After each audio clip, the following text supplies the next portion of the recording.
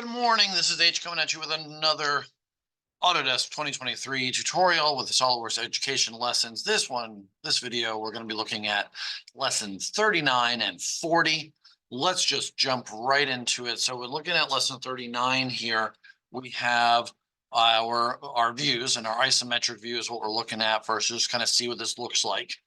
This is another great example of the stair step effect of different extrusion heights.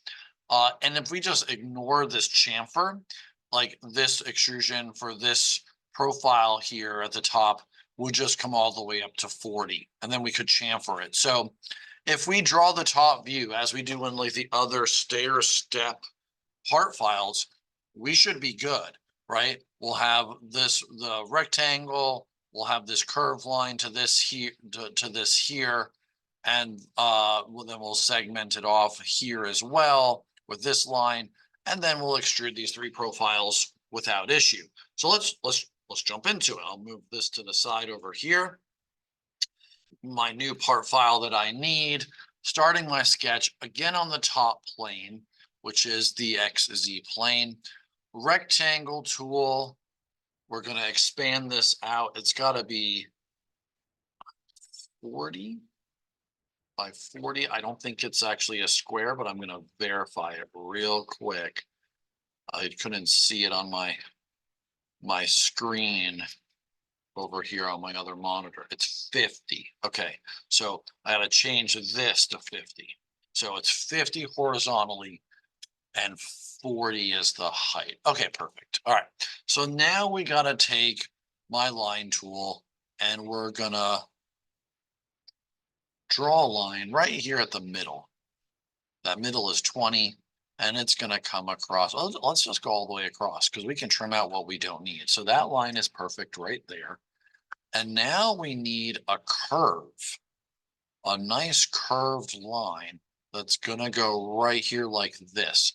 And honestly, the best way to do that would just be the circle tool. Like if we make a 40 and then trim out what we don't need.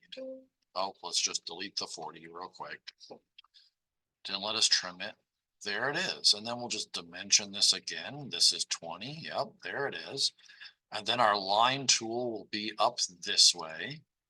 And then we trim out what we don't need there, right? And it went all blue because now it wants to make sure that everything, everything is dimensioned the right dimensions now and the right spacing, but everything is fine. There's really no issue that we're going to have with any of these dimensions.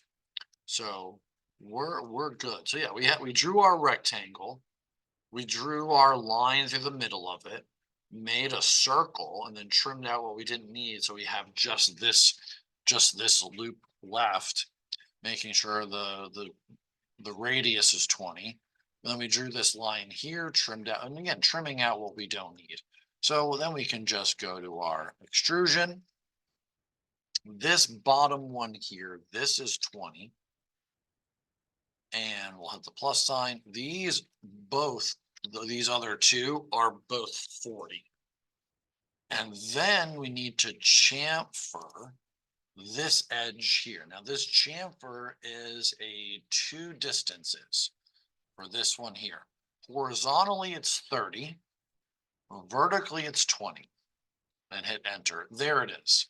That is our part 39, just like that. Very easy to do. Little bit of a trick when with all the trimming that we did in the sketch for this part, but overall not too bad. Pretty easy with the kind of, again, the stair step ish effect. I'm going to go ahead and open my other part file because now we got to do lesson 40. And lesson 40 again is a loft, very, very similar to the lofting that was being done much earlier on in the packet, like very, very long time ago at this point in time. I think again this was like lesson like 16 or something like that, 17. It was a while ago for sure. And so we need just a block of material. So it's a 30 by 30 square, extruded 50 millimeters. So that's how I'm going to start this. I'm going to start just by making the block of material, and then I will cut out what I no longer need. So go to the rectangle tool here, 30 by 30. And then go to my extruding. And then this is 50. And there it is. So what we have here is a triangle that's going to get drawn on the front and then lofted to the back, cut out. The same, and then same thing again, just a different size of triangle. So if I start my sketch here, I need to draw this triangle in. This triangle has a 20 millimeter line this way, and then it goes to this edge here and then back again. So let me delete out the green lines of what I don't need, leaving the blue. So this line here, this is 10. And that is 20. And so, yeah, so we look good. I'm going to add one more dimension here of 10 just to be sure. And making sure, like, again, this line here, make it construction or delete it to make sure this is 10. But, you know, fully constrained sketch, you don't need this dimension to make sure your triangle here is good. I just did it. So, and then I would right click with my mouse and change it to construction so that the lofting tool doesn't freak out. Then I need to flip over to the back of this part file here and draw on the back. And now we're just making a single point. And then we're just putting our point tool right there in the upper corner.